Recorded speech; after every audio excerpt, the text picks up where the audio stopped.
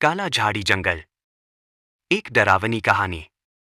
कहानी की शुरुआत साल 2009 की बात है। ओडिशा के नयागढ़ जिले में दो दोस्त रहते थे, विभूति और अनुभव।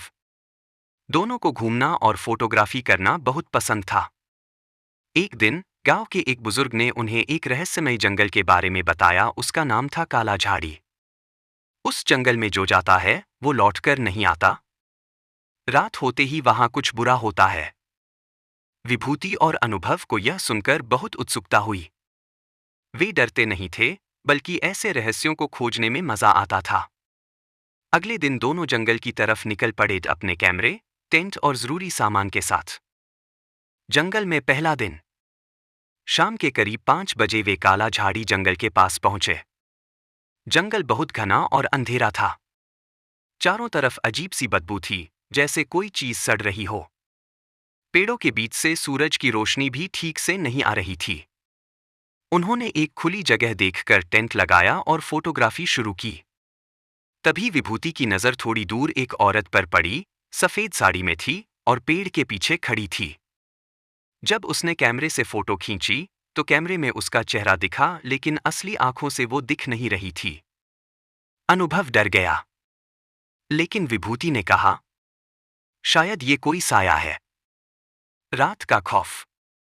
रात को करीब 12 बजे अचानक टेंट के बाहर किसी के चलने की आवाज आई। फिर किसी की फुसफुसाहट सुनाई दी। तुम मेरे जंगल में क्यों आए हो?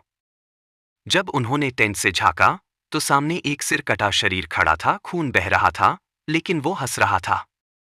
दोनों डर के मारे चिल्ला पड़े और जंगल की ओर भागे। भयानक मंजर।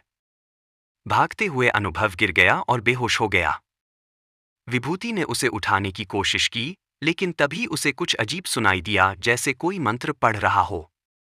एक काले कपड़ों वाला आदमी पेड़ के नीचे बैठा था। उसकी आंखें नहीं थीं, बस काले गड्ढे थे। फिर चारों तरफ से साया जैसे लोग निकलने लगे, लंबे, बिना चेहरा, बिना आवाज, बस अंधेरा। विभूति की आंखों के सामने सब कुछ घूमने लगा। फिर वो भी बेहोश हो गया। सुबह की सच्चाई। अगली सुबह गांव वालों ने दोनों को जंगल के किनारे बेहोश हालत में पाया। अनुभव की हालत बहुत खराब थी, वो ठीक से बोल भी नहीं पा रहा था।